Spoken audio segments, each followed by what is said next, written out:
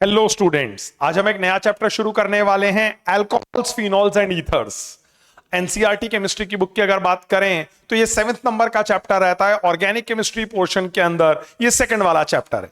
आज मैंने थोड़ा सा नया एक्सपेरिमेंट किया है। आज मैंने लेक्चर का मोस्ट ऑफ द कंटेंट जो है वो पहले से ही यहाँ पे बोर्ड पे लिख लिया है, ताकि मैं आपके साथ में आई कांटेक्ट थोड़ा सा ज्यादा रख पाऊं, एक्सप्लेनेशन थोड़ा सा ज्यादा अच्छे तरीके से कर पाऊं। चलिए देखते हैं वर्कआउट करता है या नहीं करता है। Would be waiting for your feedback. ठीक है, चलिए देखते हैं एक बार। चैप्टर का नाम जैसा कि मैंने बोला, देखिए अल्कोहल्स, फिनॉल्स और ईथर्स, ये तीनों तरीके के कंपाउंड्स हमको यहां पे पढ़ने पड़ेंगे। कैसे पढ़ा जा सकता है? देखिए सबसे पहले मैं अल्कोहल के बारे में बात कर रहा हूं। आप देख सकते हैं, देखिए शुरू में मैंने एक एल्केन लिया। अभी जो आर ग्रुप है ये वास्तव में क्या हो सकता है? मीथेन में से एक हाइड्रोजन हटा दें या इथेन में से एक हाइड्रोजन हटा दें, तो these are methyl group, ethyl group. हम क्या करने वाले हैं, इस एल्केन में से एक H को हटाएंगे और एक OH को जोड़ देंगे, तो ऐसा कंपाउंड बनकर आ जाता है। This is going to be called alcohol. ऐसे ही हम देखते हैं, देखिए ये हमारी बेंजीन रिंग है। आपको पता है हर कार्बन पे फॉर्मूला क्या होता है? C6H6। अगर C6H6 है तो बताइए हर कार्बन पे एक एक क्या है? हाइड्रोजन भी है। हमने एक हाइड्रोजन को हटा दिया और उससे किसको रिप्लेस कर दिया? OH को रिप्लेस कर दिया, तो जो हमारे पास बनकर आ जाता है, this is going to be called क्या? फिनॉल। नेक्स्ट देखते हैं अपने पास में इस बार क्या होकर आ रहा है। देखिए ईथर कैसे फॉर्म होकर आएगा ये समझने की कोशिश कर रहे हैं। तो हमने देखिए फिर से एक एल्केन लिया, उसका H हटा दिया और उसकी जगह OR ग्रुप जोड़ दिया। अब OR ग्रुप जोड़ेंगे तो कैसा बॉन्ड बनकर आ जाएगा? इस तरीके की बॉन्डिंग होकर आ जाएगी। This is going to be called ether. ठीक है, चलिए ईथर्स, अल्कोहल्स, फिनॉल्स, इन सब के क्लासिफिकेशन के बारे में बात करते हैं। तो क्लासिफिकेशन किस तरीके से होकर आ रहा होता है? देखिए आपने अल्काइल हैलाइड्स के केस में भी इसी तरीके से क्लासिफिकेशन पढ़ा था, on basis of number of OH groups attached. वहां हम बोलते थे number of halogen atoms attached. तो अब OH ग्रुप्स अटैच्ड के हिसाब से कैसी सिचुएशन होकर आ सकती है? देखिए डायोल हो सकता है अगर अपने कार्बन के साथ दो दो OH जुड़े हो तो। मोनोहाइड्रोक्सी कंपाउंड्स कब बनकर आएंगे? अगर कार्बन के साथ एक एक OH ही जुड़े हुए हो तो। अगर देखिए यहां पे दो OH में दो दो पॉसिबिलिटीज हो सकती हैं। अल्कोहल भी हो सकता है, फिनॉल का केस भी होकर आ सकता है, जैसा कि आप यहां पे देख भी पा रहे हैं। देखिए फिनॉल के केस में एक एसेंशियल बात ये रहती है क्या, कि OH को डायरेक्टली बेंजीन रिंग से जुड़ा हुआ होना चाहिए। ऐसा नहीं है कि OH के बाद एक CH2 आ गया और फिर एक बेंजीन रिंग आ रही है। ठीक है, it should be directly attached. Okay, देखिए डायोल में भी यहां पे एक और पॉसिबिलिटी हो सकती थी, क्या एक ही कार्बन पे दो दो OH अटैच हो जाएं, जैसे हेलोजेंस के केस में हुआ था और हमने बोला था उनको जेमिनल डाइहेलाइड्स। ठीक है, यहां ऐसा नहीं देखा जा रहा होता, एक कार्बन एटम पे दो दो OH स्टेबल नहीं रहते, इसीलिए हम देखते हैं अपने पास में अलग अलग कार्बन पे ही OH को लगाया गया है। यही डायोल टाइप का अरेंजमेंट होकर आ जाएगा। ठीक है, चलिए और कोई क्लासिफिकेशन का बेसिस होता है तो देखते हैं। देखिए on the basis of degree हम यहां पे क्लासिफाई करने की कोशिश कर रहे हैं, जैसे हैलाइड्स में किया था वैसे यहां पे करेंगे। देखिए जिस कार्बन से OH जुड़ा हुआ है वो आगे अगर एक ही कार्बन से जुड़ा होता है, then that is called 1 degree या फिर प्राइमरी। ऐसे ही हम देखते हैं कि जो कार्बन है जिससे OH जुड़ा हुआ है, अगर वो दो दो साइड कार्बन से जुड़ा हुआ हो, then it is called 2 degree या फिर सेकेंडरी। ऐसे ही तीसरा केस देखते हैं। देखिए एक कार्बन है जो क्या कर रहा है, तीन तीन कार्बन के साथ जुड़ा हुआ है जिससे OH अटैच्ड है, ऐसे को हम 3 डिग्री या फिर टर्चरी ग्रुप बोल देते हैं। This is going to be called tertiary alcohol, 3 degree alcohol. ठीक है, चलिए क्लासिफिकेशन का जो एक और बेसिस रहता है हमारे पास में, that is going to be कि जो OH है वो किसके साथ अटैच्ड है, sp3 वाले कार्बन के साथ अटैच्ड है या फिर sp2 वाले कार्बन के साथ अटैच्ड है।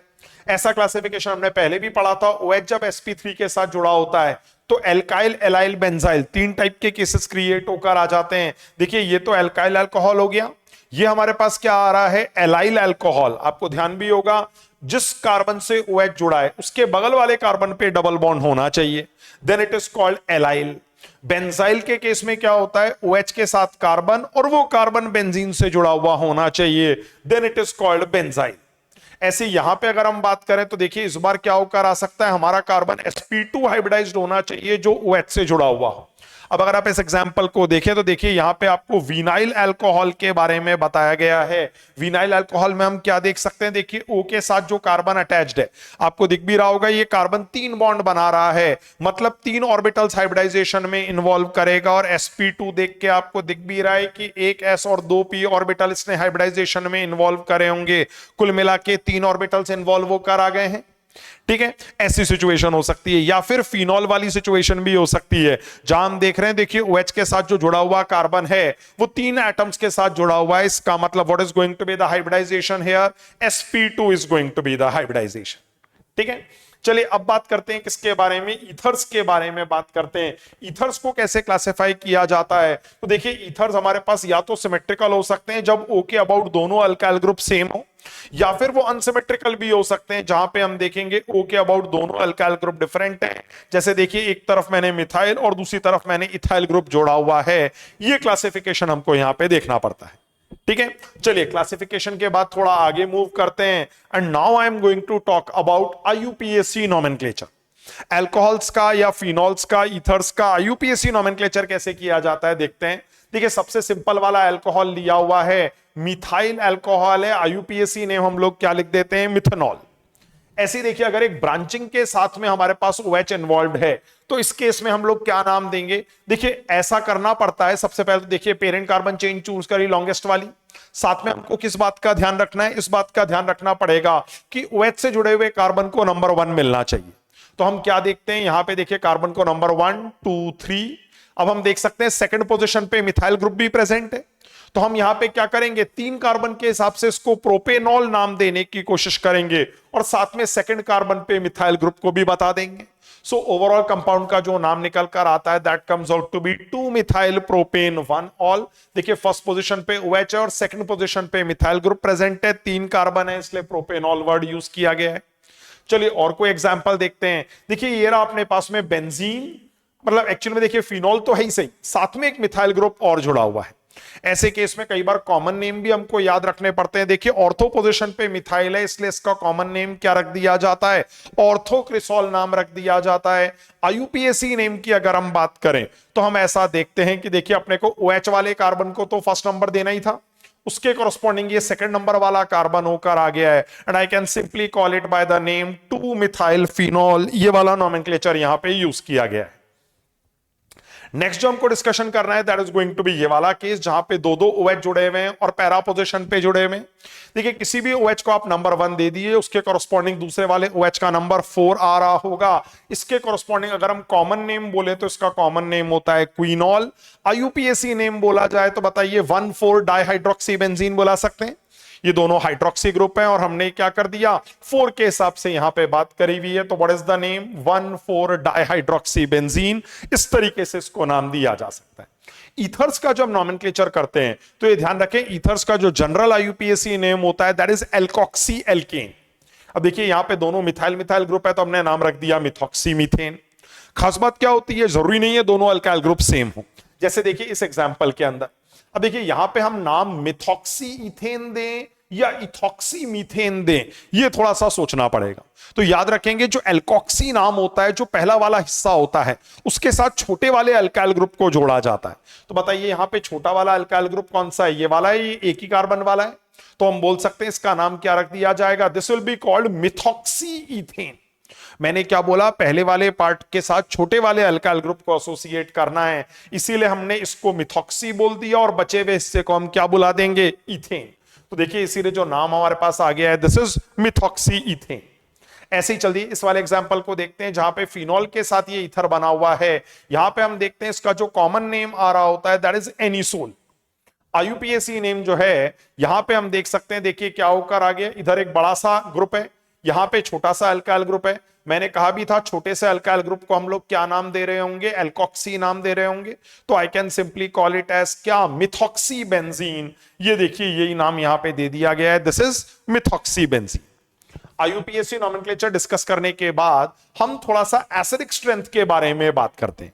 देखिए थोड़ा सा कंफ्यूजिंग लगता है बिकॉज ROH AROH हर बार अपने ग्रुप के अंदर OH आ रहा है, तो हमें तो लग रहा था कि शायद सर बेसिक नेचर के बारे में बात करेंगे, लेकिन ऐसा नहीं है।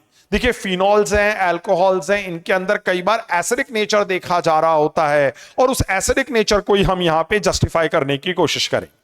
कैसे, देखिए पहली चीज तो इनका जो एसिडिक स्ट्रेंथ का ऑर्डर निकल कर आ रहा होता है दैट इज दिस, सबसे ज्यादा एसिडिक फिनॉल, फिर वाटर, उससे भी कम कौन, अल्कोहल।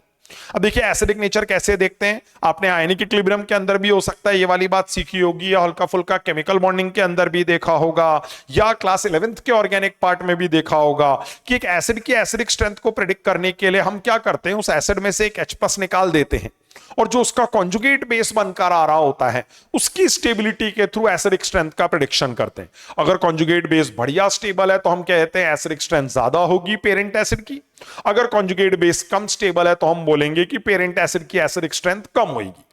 अगर वही फंडा हम यहां पे यूज करें, देखिए फिनॉल था, मैंने H+ हटा दिया, ये एसिड बनकर आ गया।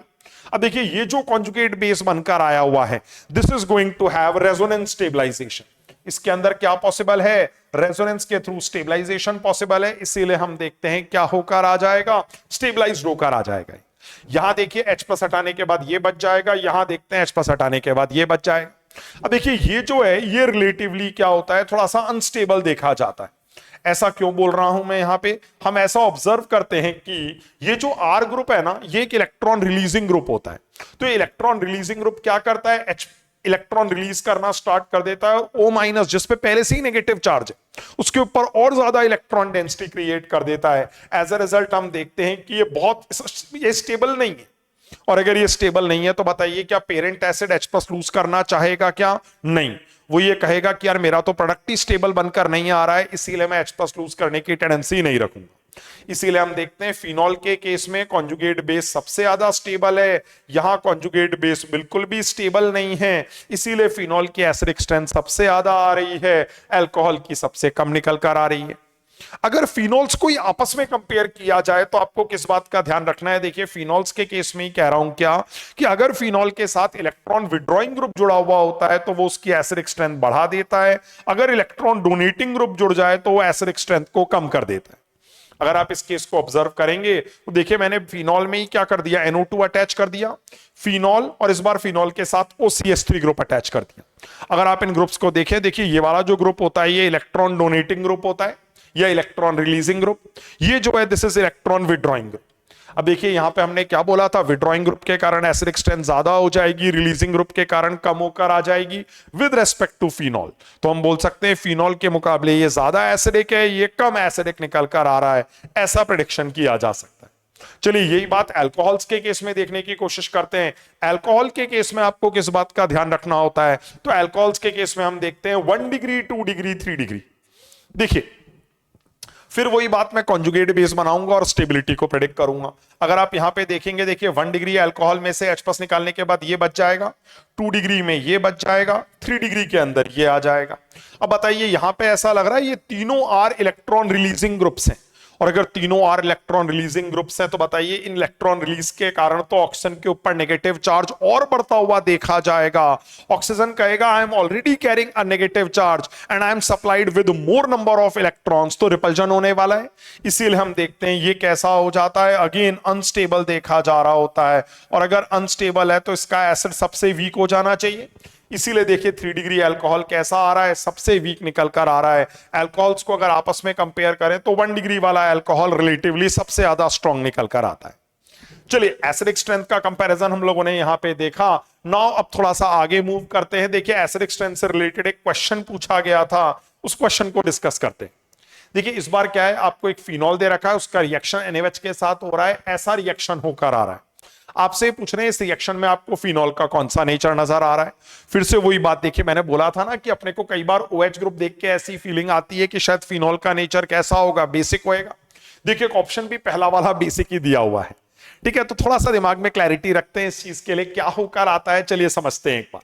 देखिए अगर आप इस रिएक्शन को देखेंगे, देखिए क्या होकर आ रहा है, क्या आपको ऐसा लग रहा है, देखिए यहां पे H जो है वो हट गया है और उसकी जगह Na+ आ गया है। तो बेसिकली हम ऐसा बोल सकते हैं सोडियम ने क्या कर दिया, इसके हाइड्रोजन को डिस्प्लेस कर दिया। अब आपने ये वाली बात पहले भी पढ़ी हुई होगी, ज्यादा रिएक्टिव मेटल्स क्या करते हैं, हाइड्रोजन को डिस्प्लेस करने का काम करते हैं। वही चीज यहां पे सोडियम कर रहा है। तो बताइए इस स्पीशीज के अंदर से एक्चुअली कौन रिएक्शन में पार्टिसिपेट होकर आया, क्या मैं ये बोल सकता हूं यही H+ एक्चुअली रिएक्शन में पार्टिसिपेट होकर आया और H+ का इन्वॉल्वमेंट हो रहा है। इसका मतलब फिनॉल कैसे बिहेव कर रहा है, एसिड की तरह बिहेव कर रहा है। इसीलिए हम देखते हैं यहां पे C ऑप्शन सही निकल कर आ जाता है, ठीक है। चलिए थोड़ी सी बात हम क्या करते हैं, अल्कोहल्स, फिनॉल्स, ईथर्स की फिजिकल प्रॉपर्टीज के बारे में करते हैं। फिजिकल प्रॉपर्टीज के अंदर सबसे इंपॉर्टेंट प्रॉपर्टी जिसकी हम बात करेंगे that is going to be boiling point. Boiling point में मैं आपसे क्या बोल रहा हूं, देखिए इन्होंने बोला है जैसे जैसे कार्बन एटम की संख्या बढ़ेगी बॉइलिंग पॉइंट भी बढ़ेगा। अगर इस बात को डिस्कस करें तो क्या आपको ये समझ में आ रहा है, कार्बन एटम की संख्या बढ़ेगी तो हम बोल सकते हैं मॉलिक्यूलर मास बढ़ेगा। मॉलिक्यूलर मास बढ़ जाएगा तो क्या होएगा, वैन डर वाल्स फोर्सेस भी इंक्रीज होकर आ जाएंगे। और अगर van der Waals forces increase होकर आ रहे हैं तो फिर तो बॉइलिंग पॉइंट भी क्या होना चाहिए, इंक्रीज होकर आ जाना चाहिए। दूसरी बात ये भी हमने पहले देखा था, ब्रांचिंग जितनी ज्यादा होती जाती है बॉइलिंग पॉइंट कम होता जाता है, क्योंकि ब्रांचिंग ज्यादा मतलब सरफेस एरिया कम, सरफेस एरिया कम तो बॉइलिंग पॉइंट भी क्या आ जाएगा, कम देखा जाएगा। नेक्स्ट बात करते हैं यहां पे किसके बारे में, अल्कोहल्स और फिनॉल्स के बॉइलिंग पॉइंट के बारे में। तो देखिए what they are saying is alcohols और phenols have greater boiling point than corresponding alkanes, alkenes, aryl halides, ethers etcetera. ऐसा क्यों बोल रहे हैं ये लोग, क्योंकि आपको पता है देखिए अल्कोहल्स और फिनॉल्स में देखिए इन्होंने खुद ने लिखा हुआ है यहां पे क्या हो रहा है, इंटरमोलिकुलर हाइड्रोजन बॉन्डिंग होकर आ रही है। इसका मतलब मॉलिक्यूल्स एक दूसरे से जुड़े हुए हैं via hydrogen bonding. Hydrogen bonding के कारण बॉइलिंग पॉइंट, मेल्टिंग पॉइंट वगैरह बढ़ते हुए देखे जाते हैं। वही फिनोमेना यहां पे हो गया। इसलिए अल्कोहल्स या फिनॉल्स को अगर उनके कंपेरेबल मॉलिक्यूलर मास वाले एल्केन या ईथर या एल्काइल हैलाइड से कंपेयर किया जाए तो हम देखते हैं इनका बॉइलिंग पॉइंट ज्यादा निकल कर आ रहा होता है। What is the reason behind that, hydrogen bonding is the reason. ठीक है, चलिए एक कंपैरिजन करते हैं, काफी फेमस कंपैरिजन रहता है। एक मॉलिक्यूल है ऑर्थोनाइट्रोफिनॉल, दूसरा मॉलिक्यूल है पैरानाइट्रोफिनॉल। इन दोनों के अंदर अगर हम बॉइलिंग पॉइंट का कंपैरिजन करें, देखिए टॉपिक तो हमारा यही चल रहा है बॉइलिंग पॉइंट। इन दोनों में जब बॉइलिंग पॉइंट का कंपैरिजन करते हैं तो हम देखते हैं ऑर्थोनाइट्रोफिनॉल में इंट्रामोलिकुलर हाइड्रोजन बॉन्डिंग होती है, जबकि पैरानाइट्रोफिनॉल में ऊपर वाली मतलब इंटरमोलिकुलर हाइड्रोजन बॉन्डिंग होती है। वैसे आपने क्लास 11th के अंदर केमिकल बॉन्डिंग में इंटर इंट्रा वाली हाइड्रोजन बॉन्डिंग पढ़ी होगी, लेकिन फिर भी मैं आपको बता देता हूं इंटर मॉलिकुलर हाइड्रोजन बॉन्डिंग में अपना मॉलिक्यूल बहुत सारे और मॉलिक्यूल्स के साथ हाइड्रोजन बॉन्ड बना रहा होता है, जबकि इंट्रा वाली हाइड्रोजन बॉन्डिंग में क्या होकर आएगा, अपने ही मॉलिक्यूल का एक एटम उसी मॉलिक्यूल के दूसरे एटम के साथ इस तरीके से हाइड्रोजन बॉन्डिंग फॉर्म कर लेगा। अब देखिए अगर मेरा मॉलिक्यूल बहुत सारे और मॉलिक्यूल्स के साथ जुड़ जाएगा तो उसे उड़ाना मुश्किल होकर आएगा, लेकिन अगर मैं इस तरीके से हाथ पकड़ लेता हूं तो आपको पता है इससे उड़ने में कोई बेनिफिट नहीं होकर आने वाला है। इसका मतलब हम बोल सकते हैं कि अगर इंट्रामोलिकुलर हाइड्रोजन बॉन्डिंग होगी तो वो मटेरियल इजीली वेपराइज होकर आ जाएगा, लेकिन इंटरमोलिकुलर हाइड्रोजन बॉन्डिंग वाला मटेरियल इजीली वेपराइज नहीं होकर आएगा। इसीलिए आप देख सकते हैं कि जहां इंटर है वहां ज्यादा बॉइलिंग पॉइंट मिल रहा है एज कंपेयर टू क्या, इंट्रा। चलिए इसी को सोलिबिलिटी के तो समझने की कोशिश करते हैं। सोलिबिलिटी की अगर मैं बात करूं तो हम देखते हैं अल्कोहल्स और फिनॉल्स जो होते हैं इनको इन जनरल वाटर सोल्यूबल देखा जा रहा होता है। क्यों, क्योंकि ये पानी के साथ क्या बना लेते हैं, एच बॉन्डिंग कर लेते हैं, हाइड्रोजन बॉन्ड फॉर्मेशन कर लेते हैं। देखिए वही चीज यहां पे नजर भी आ रही है। फिर वही बात कि अगर कार्बन एटम बढ़ेंगे तो क्या बिहेवियर होएगा। अब देखिए कार्बन एटम वाला जो पोर्शन होता है ना वो नॉन पोलर पार्ट रह रहा होता है, ठीक है, जबकि हमारा तो वाटर जो है वो तो कैसा सॉल्वेंट है, पोलर सॉल्वेंट है। तो बताइए अगर नॉन पोलर वाला पार्ट बढ़ता जाएगा तो वाटर सोल्युबिलिटी क्या होनी चाहिए, कम होती जानी चाहिए, क्योंकि हमने एक फिनोमेना पढ़ा हुआ है that is called like dissolve like. Same type का मटेरियल सेम टाइप के सॉल्वेंट में डिसॉल्व होता है। अब देखिए नॉन पोलर पार्ट बड़ा होता जा रहा है तो वाटर सोल्युबिलिटी क्या होगी, कम होती हुई देखी जाएगी। This is seen to be the behaviour. ठीक है, चलिए ये सारा पोर्शन डिस्कस करने के बाद अब हम क्या करेंगे, प्रिपरेशन ऑफ अल्कोहल्स के बारे में बात करेंगे। चलिए उसके ऊपर मूव करते हैं। देखिए हमारे सामने जो आ रहा है दैट इज, सबसे पहले हम अल्कोहल्स की प्रिपरेशन की बात करेंगे। चार तरीके से अल्कोहल्स को प्रिपेयर किया जा सकता है कॉमनली। चलिए एक एक करके वो चारों तरीके डिस्कस करते हैं। पहला तरीका क्या है, बाय एसिड कैटलाइज्ड हाइड्रेशन। देखिए हाइड्रेशन का मतलब आप पानी ऐड करने वाले हैं, बस एसिड को एज अ कैटलिस्ट यूज करेंगे। कॉमनली हम H2SO4 को यूज करते हैं। देखिए हमने क्या किया, ये एल्कीन लिया, इसमें वाटर का एडिशन करने वाला हूं, किसकी प्रेजेंस में, H+ की प्रेजेंस में। क्या होकर आएगा, देखिए आपको पता है पहली चीज तो कि यहां पे अपने पास में एक वीक बॉन्ड होता है दैट इज पाई बॉन्ड। वो पाई बॉन्ड टूट जाएगा, दोनों कार्बन पे एक एक फ्री वैलेंसी जनरेट होगी। अब एक कार्बन पे जाके पानी का H जुड़ जाएगा, दूसरे कार्बन पे जाके पानी का OH जुड़ जाएगा। कहां कौन जुड़ेगा तो हमको ध्यान रखना है, आपको पहले भी बताया गया था, एक रूल नाम था मार्कोनिकॉफ्स रूल। मार्कोनिकॉफ्स रूल के कॉरस्पॉन्डिंग हम क्या देखते हैं कि जो H है वो ऐसे कार्बन पे जाने की टेंडेंसी रखता है जहां पहले से ज्यादा हाइड्रोजन हो, और जो OH है वो कहां जाएगा, जहां पहले से कम हाइड्रोजन हो। अब आप देख लीजिए यहां पे क्या ऐसा लग रहा है, यहां पे कम हाइड्रोजन है तो यहां पे OH आ जाना चाहिए, और यहां ज्यादा हाइड्रोजन है तो यहां पे H आ जाना चाहिए। तो हम देखते हैं क्या हो जाता है, इस तरीके का प्रोडक्ट बनकर आ जाता है। यहां पे H जुड़ गया, यहां पे OH जुड़ गया। अब देखिए ये जो अपने पास प्रोडक्ट बनकर आया ये तो मार्कोनिकॉफ रूल वाला है। अगर आपको एंटी मार्कोनिकॉफ वाला प्रोडक्ट बनाना है तो आप क्या करेंगे, तब आपको एक अलग रिएक्शन करवाना पड़ेगा, that is by hydroboration oxidation. यहां पे क्या होकर आता है, चलिए समझते हैं एक बार। देखिए लिया मैंने फिर से एल्कीन है, वही काम होएगा, पाई बॉन्ड टूटेगा और दो पोजीशंस क्रिएट होकर आएंगे। लेकिन इस बार मैंने रिएजेंट दूसरा यूज किया हुआ है, मैंने B2H6 को यूज किया है इन प्रेजेंस ऑफ टेट्राहाइड्रोफ्यूरान, साथ में H2O2 और OH- भी लिया है। अब अगर आप H2O2 के ऊपर ध्यान देंगे तो आप में से किसी को इसका नाम पता है? अगर नाम पता है तो देखिए एक बार, ये जो कंपाउंड है दिस इज हाइड्रोजन परऑक्साइड। इसका मतलब ये रिएक्शन परऑक्साइड की प्रेजेंस में हो रहा है। क्या आपको याद आ रहा है, हमने हेलो एल्केन्स में भी ये वाला रिएक्शन परऑक्साइड की प्रेजेंस में ही देखा था, तब HBr ने एंटी मार्कोनिकॉफ एडिशन किया हुआ था, वही फिनोमेना हम यहां पे भी देखेंगे। आपने परऑक्साइड की प्रेजेंस में रिएक्शन करवाया हुआ है तो हम देखते हैं एंटी मार्कोनिकॉफ प्रोडक्ट बनकर आ रहा होता है। जो OH देखिए पिछली बार कहां जुड़ा था, कम हाइड्रोजन वाले कार्बन पे जुड़ा था, इस बार वो OH ज्यादा हाइड्रोजन वाले कार्बन पे जुड़ गया है, तो अपोजिट प्रोडक्ट ऑब्टेन होकर आ रहा है। This is going to be called anti Markovnikov rule. ठीक है। प्रिपरेशन का अगला तरीका क्या हो सकता है, देखिए अगर हम एल्डिहाइड्स या कीटोन्स का क्या करवा दें, रिडक्शन करवा दें, तो हम देखते हैं क्या बन जाता है, अल्कोहल बनकर आ जाता है। ये देखिए ये रहा आपका एल्डिहाइड, मैंने इसके अंदर एक रिड्यूसिंग एजेंट मिला दिया, sodium borohydride, this is a reducing agent. ये क्या कर देता है, एल्डिहाइड का रिडक्शन करवा देता है और उसे किसमें चेंज कर देगा, अल्कोहल में चेंज कर देगा।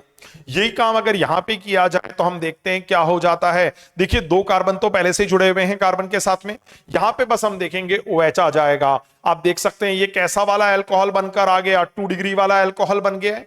यहां जो अल्कोहल हमारे पास बनकर आ रहा है ये 1 डिग्री मतलब प्राइमरी वाला अल्कोहल बनकर आ रहा है।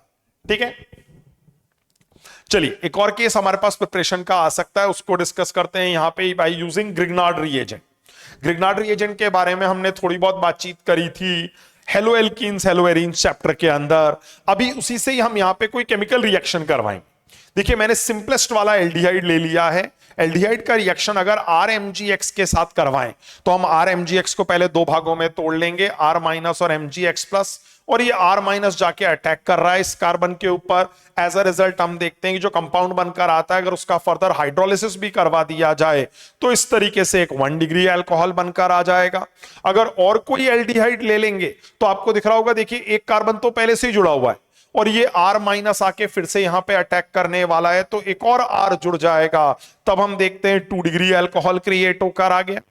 और देखिए अगर आपने ओरिजिनली एक कीटोन लिया हुआ है तो दो दो R तो पहले से ही जुड़े हुए हैं, अब ये R- आके अगर यहां पे आके जुड़ जाएगा तो इस बार हम देखेंगे कैसा अल्कोहल बनकर आ रहा है, 3 डिग्री वाला अल्कोहल बनकर आ रहा है। ये भी एक पॉसिबिलिटी क्रिएट होकर आती है। ठीक है, अल्कोहल्स की प्रिपरेशन देखने के बाद हम आगे मूव करेंगे and now I am going to talk about the preparation of phenols. Phenols को कैसे प्रिपेयर किया जा सकता है तो देखते हैं एक बार। देखिए यहां पे फिनॉल्स को प्रिपेयर करने का जो पहला तरीका है from hello arenes. Hello arene से कैसे प्रिपेयर करते हैं, देखिए बेंजीन के साथ में हेलोजन अटैच्ड है, हम इसका रिएक्शन NaOH के साथ करवा देते हैं, हाई टेम्परेचर प्रेशर कंडीशन में रिएक्शन करवा देते हैं। ऐसा देखते हैं यहां पे सबसे पहले देखिए हेलोजन हट जाएगा और क्या लग जाएगा, ONA लगकर आ जाएगा। This comes out to be the product. और फिर अगर हम इसका हाइड्रोलिसिस करवा दे तो हम देखते हैं कि Na हट जाता है और उसके OH आके लग जाता है। This is going to be the final product. क्या बनकर आ गया, देखिए फिनॉल बनकर आ गया। बहुत फेमस प्रोसेस होता है ये, डाउस प्रोसेस के नाम से जाना जाता है। ठीक है, वैसे भी आप में से कई लोगों को ध्यान होगा कि हेलो एरीन्स के केस में हमने बोला था न्यूक्लियोफिलिक सब्स्टिट्यूशन रिएक्शन बहुत ज्यादा फेवरेबल नहीं होता, इसीलिए आपको दिख रहा होगा हाई टेम्परेचर प्रेशर कंडीशंस रखनी पड़ रही हैं तब जाके ये रिएक्शन अकर करे। ठीक है, चलिए अब बात करते हैं अगले तरीके के बारे में। दे आर टॉकिंग अबाउट क्या, फ्रॉम बेंजीन सल्फोनिक एसिड। अब देखिए बेंजीन सल्फोनिक एसिड क्या होता है, बेंजीन के साथ आप एक SO3H ग्रुप जोड़ दें, that is called benzene sulphonic acid. अब ये कैसे बनकर आएगा, ये अपने को ऑलरेडी दिया हुआ होगा क्या, अगर देखिए ऑलरेडी दिया हुआ हो तब तो कोई दिक्कत ही नहीं है। अगर इसको फॉर्म करना पड़े तो हम क्या कर सकते हैं, बेंजीन के अंदर अगर हम ओलियम मिक्स कर दें, ओलियम क्या होता है? SO3 और H2SO4 का मिक्सचर होता है। हम देखते हैं इन दोनों के रिएक्शन से SO3H आ जाएगा, और SO3H का रिएक्शन अगर हम बाद में एक बेस के साथ करवा दें तो हम देखते हैं SO3H वाला पार्ट हट जाता है और उसके आगे क्या जुड़ जाएगा? OH जुड़ जाएगा। As a result you are going to get phenol. Next बात करते हैं, देखिए अपने पास एक और प्रिपरेशन का तरीका क्या हो सकता है? From benzene diazonium chloride. Benzene diazonium chloride के बारे में लास्ट चैप्टर के अंदर भी थोड़ी बहुत बातचीत करी थी। देखिए ये रहा आपका कंपाउंड बेंजीन डायजोनियम क्लोराइड। ये कैसे बनकर आ रहा होता है? ये प्रिपरेशन का तरीका भी हमने पहले देखा हुआ है। We have a compound called aniline. ये एनिलीन है, इसका ट्रीटमेंट NaNO2 और HCl के साथ अगर हम करवा देते हैं यहां पे, देन व्हाट डू वी सी? 0 से 5 डिग्री सेंटीग्रेड पे अगर रिएक्शन करवाएं तो डायजोनियम क्लोराइड बन जाएगा। फिर इसे हमने वाटर के साथ बॉईल कर दिया, डायजोनियम ग्रुप हट गया, उसके क्या लग गया? OH लग गया। Can you see phenol getting form? देखिए फिनॉल की प्रिपरेशन का जो 3 तरीके देखे, दीज वर नॉर्मल, ये थोड़ा सा एक डिफरेंट तरीका है। यहां पे हम क्या कर रहे हैं? क्यूमीन नाम का एक सब्सटेंस यूज कर रहे हैं। क्यूमीन क्या होता है? इस तरीके का कंपाउंड होता है, इसको आइसोप्रोपाइल बेंजीन भी बुलाया जाता है। हम देखते हैं इसका रिएक्शन हमने किसके साथ करवाया? O2 के साथ। ठीक है, बेसिकली O2 के साथ रिएक्शन करवाते हैं तो क्या होता है? ये H हट जाता है, बीच में O2 इंसर्ट होकर आ जाएगा और फिर से H जुड़ जाएगा। देखिए इस तरीके की बॉन्डिंग क्रिएट होकर आ गई। अब आगे जब हम इसका हाइड्रोलिसिस करवाते हैं तो हम क्या देखते हैं कि ये वाला जो सर्कल्ड पार्ट है ये रिमूव हो जाता है और बेंजीन के साथ सीधा कौन अटैच हो जाएगा? OH अटैच होता हुआ देखा जाएगा। देखिए बेंजीन के साथ सीधा OH अटैच होकर आ गया, और जो बचा हुआ पार्ट है अगर आप इसको ध्यान देंगे, CH3 C double bond O CH3, ये तो एसीटोन क्रिएट होकर आ गया है। तो आप देखिए यहां पे एक इंपॉर्टेंट बाय प्रोडक्ट भी बनकर आ रहा है। What is the by product? Acetone is the by product. देखिए फिनॉल तो हमको बनाना ही था, साथ में क्या बनकर आ गया है? एसीटोन भी बनकर आ गया है। इसको भी ध्यान रखना रहे। ठीक है, चलिए मूव करते हैं आगे अगली प्रिपरेशन के ऊपर। देखिए हमने अल्कोहल्स को भी 4 तरीके से बनाया, फिनॉल्स को भी हमने 4 रिएक्शंस के थ्रू बनाने की कोशिश करी। Next I am moving to the preparation of क्या? ईथर्स। ईथर्स को कैसे बनाया जा सकता है चलिए देखते हैं। सबसे पहले ये बोल रहे हैं, देखिए तरीका हीटिंग विद एसिड, जिससे क्या हो जाएगा? डिहाइड्रेशन होकर आ जाएगा। अब देखिए ये रहा एक अल्कोहल, अगर मैं इसको H+ के साथ हीट करूं कितने टेम्परेचर पे? आई कैन से 413 केल्विन के टेम्परेचर पे। देखिए टेम्परेचर यहां पे इंपॉर्टेंट है, बिकॉज अगर आप टेम्परेचर को बढ़ा के 443 केल्विन कर देते हैं तो हम ऐसा देखते हैं कि यहां पे एलिमिनेशन होकर आ जाता है। And what do we see then? तब एल्कीन नाम का प्रोडक्ट बनकर आ जाता है। हम उन रिएक्शंस के बारे में आगे बातचीत करेंगे भी सही नेक्स्ट वीडियो के अंदर। अभी जो हम बातचीत करना चाह रहे हैं वो हम ईथर की प्रिपरेशन को देखना चाह रहे हैं। तो व्हाट हैपेंस इज, अगर आप इस टेम्परेचर पे रिएक्शन करवाते हैं तो हम देखते हैं इस तरीके का ईथर फॉर्म होकर आ जाता है। ठीक है, देखिए यहां पे ईथर के फॉर्मेशन के अंदर ध्यान भी रखना है क्या? SN2 वाला मैकेनिज्म फॉलो होकर आता है। अब आपको पता है SN2 मैकेनिज्म तो तभी देखा जाता है जब स्टेरिक हिंड्रेंस ना हो।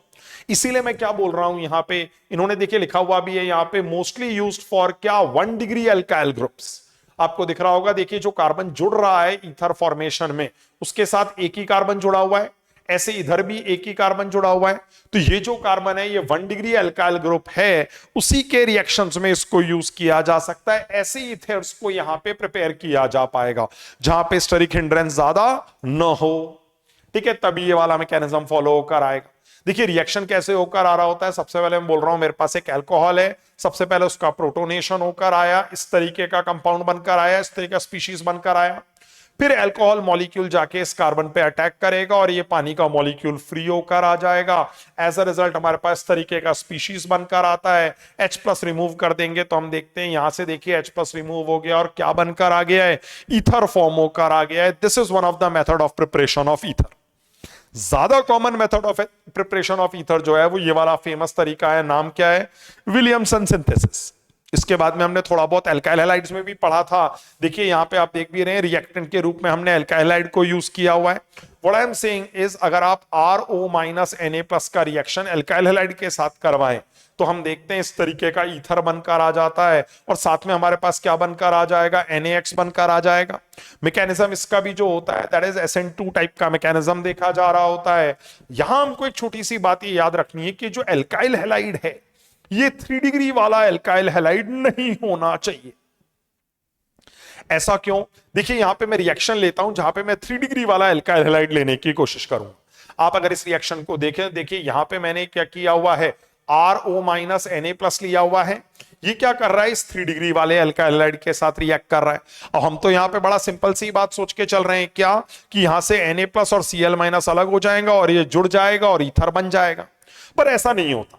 देखिए एक तो ये वाला कंपाउंड थोड़ा सा फेमस कंपाउंड है, नाम याद रखेंगे, tertiary butyl chloride, this is the compound that we are discussing. जब इसका रिएक्शन इस ग्रुप के साथ करवाया जाता है तो ध्यान रखिए, वैसे तो हम इस ग्रुप को नॉर्मली कैसे बिहेव करता हुआ देखते हैं, न्यूक्लियोफाइल, लेकिन कभी कभी ये कैसे भी बिहेव कर लेता है, बेस की तरह भी बिहेव कर लेता है। आपको याद भी होगा लास्ट वीडियो के अंदर हमने अल्कोहलिक KOH के रिएक्शन के बारे में एल्कीन्स प्रिपरेशन के टाइम पे बात करी थी, ठीक है। तो उसी रिएक्शन के अंदर हम देखते हैं यहां पे क्या होएगा, ये मटेरियल बेस की तरह बिहेव करेगा, यहां से Cl और बीटा पोजीशन से हाइड्रोजन को रिमूव कर लेगा। देखिए ये रही अल्फा पोजीशन, इसके रेस्पेक्ट में दिस इज बीटा पोजीशन, तो अल्फा से Cl और बीटा से H रिमूव होकर आ जाएगा, एज अ रिजल्ट देखिए एल्कीन प्रिपेयर होकर आ जाएगी। तो याद रखना है अपने को कि हम जो एल्काइल हैलाइड लेंगे वो 3 डिग्री वाला ना हो तो बेटर रहेगा, ठीक है। देन यहीं पे कुछ और स्पेशल बातें भी ध्यान रखनी है। देखिए क्या लिया हुआ है, हमें हैलाइड अगर लेना है तो हम क्या नहीं लेंगे, एराइल हैलाइड को भी नॉट यूज किया जाएगा। क्यों, क्योंकि आपको पहले ही ध्यान है एराइल हैलाइड्स तो न्यूक्लियोफिलिक सब्स्टिट्यूशन रिएक्शन शो ही नहीं करते, आप उसके न्यूक्लियोफाइल को हटा के कोई और न्यूक्लियोफाइल लेकर नहीं आ पाएंगे। इसीलिए देखिए यहां पे लिखा हुआ है because they do not prefer nucleophilic substitution reaction. ये चीज हम पहले से ही जानते हैं, पिछले चैप्टर के अंदर ही हमने सीख ली थी, ठीक है। चलिए कुछ और बातचीत अगर यहां पे निकल कर आती है तो उसको एक बार डिस्कस करने की कोशिश करते हैं। What they are talking about is structural analysis. Alcohol, phenol और ईथर, इनके स्ट्रक्चर्स देखते हैं, बॉन्ड एंगल्स, बॉन्ड लेंथ वगैरह के बारे में कुछ कंपैरिजन करेंगे। देखिए आपको ये तो दिख ही रहा होगा, हर केस में ऑक्सीजन की जो हाइब्रिडाइजेशन है वो sp3 है, 2 अटैच्ड एटम्स हैं, साथ में 2 लोन पेयर प्रेजेंट है, 2 एटम जुड़े हुए हैं, साथ में मैंने क्या बोला, 2 लोन पेयर जुड़े हुए हैं। इसीलिए हम देखते हैं स्टेरिक नंबर कितना आ जाता है, 4 ऑर्बिटल्स हाइब्रिडाइजेशन में पार्टिसिपेट करेंगे और हम देखते हैं इसीलिए हाइब्रिडाइजेशन क्या आ रही है, sp3। अब देखिए sp3 का जो स्टैंडर्ड बॉन्ड एंगल होता है वो इतने डिग्री के बराबर होता है। लोन पेयर्स के कारण ये बॉन्ड एंगल कम हो जाता है। देखिए lone pair on the central atom आ गए, बॉन्ड एंगल कम होने लगा, इसीलिए वाटर में जो बॉन्ड एंगल आता है वो इतने डिग्री के बराबर आता हुआ देखा जाता है। अब देखिए वाटर के मुकाबले यहां पे अगर हम बॉन्ड एंगल को देखें, देखिए बॉन्ड एंगल थोड़ा बड़ा हो गया है। वाई, बिकॉज शायद ये जो अल्काइल ग्रुप प्रेजेंट है इसने थोड़ा रिपल्जन क्रिएट किया होगा, इसलिए बॉन्ड एंगल थोड़ा बढ़ गया।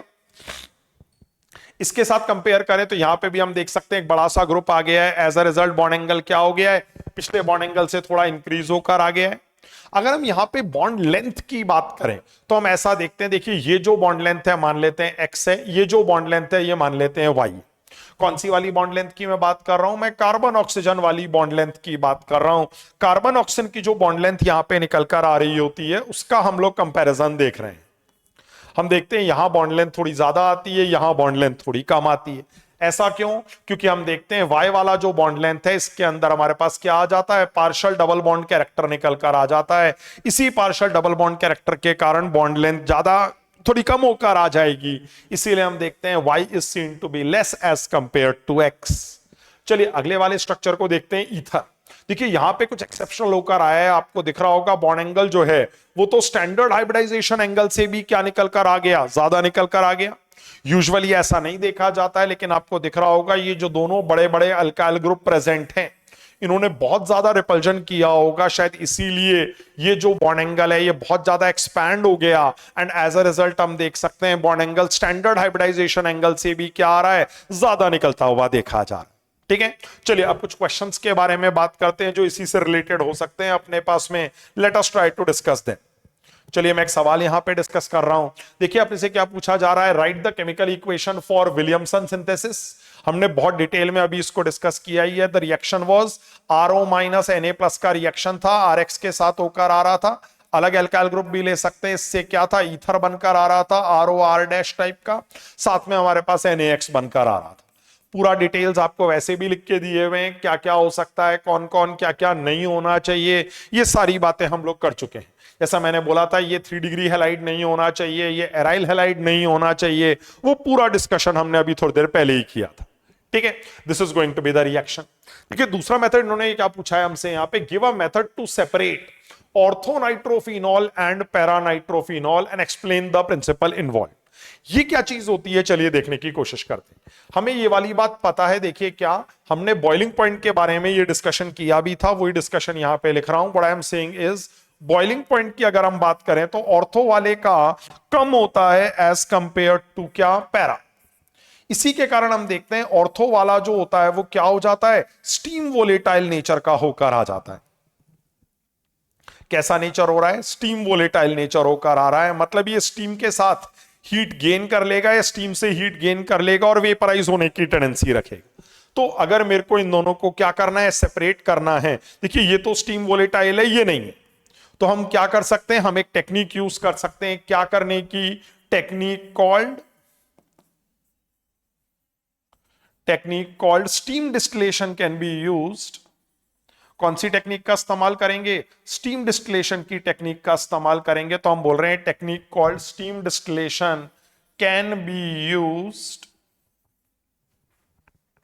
For separation of the two, for separation of two. दोनों के सेपरेशन के लिए कौन सी टेक्निक का इस्तेमाल करेंगे, स्टीम डिस्टिलेशन की टेक्निक का इस्तेमाल करेंगे। मेथड्स ऑफ सेपरेशन के अंदर क्लास 11th के ऑर्गेनिक केमिस्ट्री वाले पोर्शन के अंदर आपने इसको पढ़ा हुआ होगा। उसी मेथड के थ्रू हम क्या कर पाएंगे, दोनों को सेपरेट कर पाएंगे। क्यों, क्योंकि इसके अंदर इंट्रामोलिकुलर हाइड्रोजन बॉन्डिंग थी, तो ये ज्यादा इजीली वोलेटाइल होकर आ जाएगा as compare to the para isomer. इसीलिए स्टीम का इस्तेमाल करके इनको सेपरेट किया जा सकता है। ये दोनों ही मटेरियल्स वाटर के साथ इमिसिबल रह रहे होते हैं, इसीलिए इनको हम इजीली सेपरेट कर पाएंगे using the technique of steam distillation. ठीक है, चलिए और कोई सवाल यहां पे है तो चलिए उसको डिस्कस करते हैं एक बार। मूविंग टू दिस क्वेश्चन, देखिए यहां पे इन्होंने क्या है, कुछ केमिकल इक्वेशंस हमको दी हुई है, चलिए एक बार समझने की कोशिश करते हैं। देखिए ये पार्ट तो शायद अभी नहीं कर पाएंगे बिकॉज फिनॉल के केमिकल रिएक्शन के ऊपर बेस्ड है, चलिए इसको छोड़ देते हैं। दूसरे में देखिए क्या होकर आ रहा है, they are talking about propene to be reacted with B2H6 in presence of H2O2OH-। आपको पता है अभी अभी एंटी मार्कोनिकॉफ एडिशन वाला जो केस पड़ा हुआ था, एंटी मार्कोनिकॉफ रूल हमने फॉलो किया था और उसके कॉरस्पॉन्डिंग हमने OH जोड़ा था। तो जो प्रोडक्ट हमारे पास बनकर आ रहा था, इफ यू रिमेंबर, इस तरीके का प्रोडक्ट बनकर आ रहा था। बाकी वैलेंसीज आप हाइड्रोजन के थ्रू सेटिस्फाई कर देंगे। नेक्स्ट देखिए इन्होंने क्या बोला हुआ है, सोडियम टर्चरी ब्यूटॉक्साइड इन्होंने लिया हुआ है और यहां पे ये CH3Cl के साथ रिएक्शन ले रहे हैं। ठीक है, देखिए यहां पे कुछ नहीं, सिंपल सा रिएक्शन है, Na और Cl हट जाएंगे और ईथर बनकर आ जाएगा। कैसा ईथर बनकर आ जाता है, चलिए एक बार डिस्कस करते हैं। This is going to be the ether form, इस तरीके का ईथर अपने पास यहां पे बनकर आ जाता है। ठीक है, देखिए टर्चरी ब्यूटॉक्साइड वाला पार्ट ये रहा, मिथाइल वाला पार्ट ये रहा, ऐसा रिएक्शन हो गया।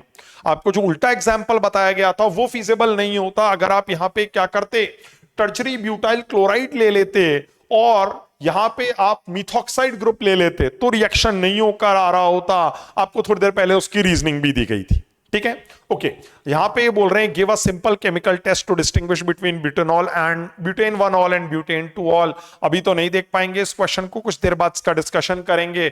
नेक्स्ट ये एसिडिक स्ट्रेंथ के कंपैरिजन की बात कर रहे हैं, हमने बोला भी था सबसे ज्यादा एसिडिक कौन निकल कर आ रहा होता है, फिनॉल। सबसे लीस्ट एसिडिक जो आ जाता है दैट इज इथेनॉल।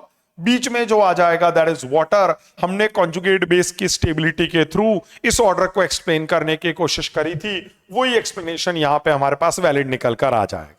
ठीक है, चलिए इस वीडियो के अंदर हम लोगों ने अल्कोहल्स, फिनॉल्स, ईथर्स के इंट्रोडक्शन को देखा, देन उनका क्लासिफिकेशन पढ़ा, देन उनका यूपीएससी नॉमेनक्लेचर पढ़ा, देन उनकी प्रिपरेशन के बारे में बात करी, थोड़ी बहुत उनके एसिडिक नेचर और उनकी फिजिकल प्रॉपर्टीज के बारे में भी बात करी, लास्ट में उनके स्ट्रक्चर से रिलेटेड भी कुछ बातें करी, बॉन्ड एंगल, बॉन्ड लेंथ को समझने की कोशिश करी। अब जो अगला वीडियो होगा इसके अंदर हम लोग अल्कोहल्स, फिनॉल्स, ईथर्स के केमिकल रिएक्शंस के बारे में बात करेंगे। कुछ क्वेश्चन के पार्ट्स यहां पे हम डिस्कस नहीं भी कर पाए, उन पार्ट्स को भी हम वहां पे डिस्कस करेंगे। Okay, that is it for now. Thank you.